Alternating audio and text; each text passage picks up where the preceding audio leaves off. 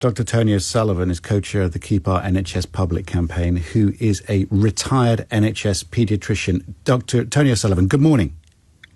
Hi, good morning, Andrew. People are paying to get out, aren't they? Sadly, there are a number of people that are forced because of their pain or their concerns to seek private care. And personally, I can't blame them. I blame the situation created by the government where they have to do that. It's still a small percentage of healthcare. My figures, I haven't seen the Express one, I'm sorry, but my figures are that people that were self-paying in 2022 were just close to 300,000, and that had gone up 36% from 2019. Not vast, but it had gone up. And insured patients who were relying on healthcare by private schemes were still below the 2019 level, about 546,000 inpatients in 2022, 6% less.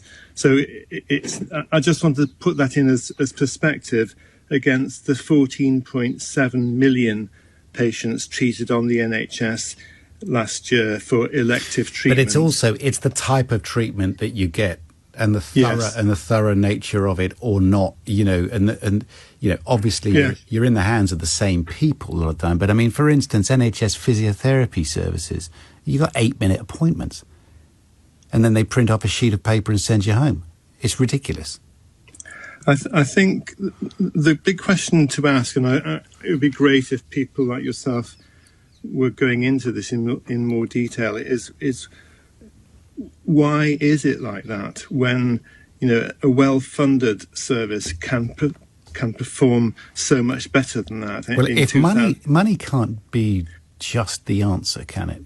Well, I didn't say that exactly, but it's a huge issue, because you can make any enterprise, whether it's a public service or even a private company, you can drive it into the ground and into failure by underfunding it. You can, at the moment, the waiting list is 7.68 million on the NHS, but it was 4.5 million before COVID, and that renders the whole situation really inefficient. And it's actually the cause of constant underfunding compared to need, and indeed compared to comparable countries like France and Germany over the last 13 years. So it isn't the only issue, but it drives inefficiency. And of course, something you just said there, I think you're suggesting that you get better care in some respects in the private sector. But there are challenges to that. There's the Ian Patterson case where hundreds of patients were operated on unnecessarily, and he's in prison now. And there's a recent review of claims that private patients have made against the private hospitals over the period 2018. 210 of those cases over the last 4 years were for unnecessary surgery. Yes, there's a pretty big incentive for some people, or a temptation to offer services and to sell services which may not be clinically necessary.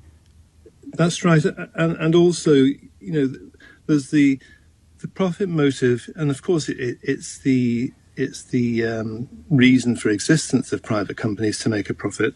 The profit motive means that you take on some care and you take risks. So there's the recent case of a man who was otherwise healthy, and I think he was in his late 70s, having a hip operation in a private hospital.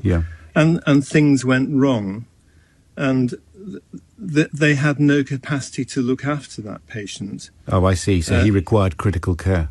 He required critical care, and there was a delay in the ambulance service, which is another cause of underfunding. And he died. And I'm saying that as an example that is not unique. It's a trend. So the reason that the private companies exist is to take profit, and they take risks. And when but it's the same people providing those services, though.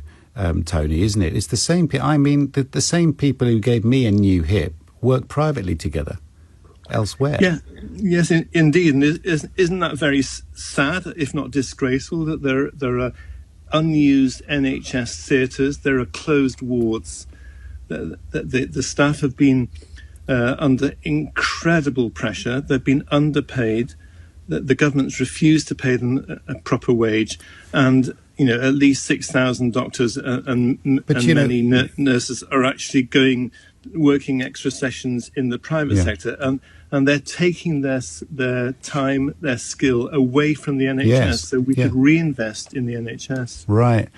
If we felt like one part of the NHS could talk to another in an efficient manner and there wasn't so much waste, we'd all be more inclined to think like that, though, Tony. Is that a point that you'd accept? I would. And what has the government done recently? They've divided the NHS into 42 relatively autonomous units. So, I think there is a strong case for better management, not less management, better management that's focused on patient care, safety and quality of service, and not on contracts and cost savings. That's a revolutionary idea, that things would actually be led by people who know what the realities are. Might be a great place to start another debate, but we're out of time for the moment. Thank you for your time this morning. That's Dr. Tony O'Sullivan, thought-provoking, co-chair of the Keep Our NHS Public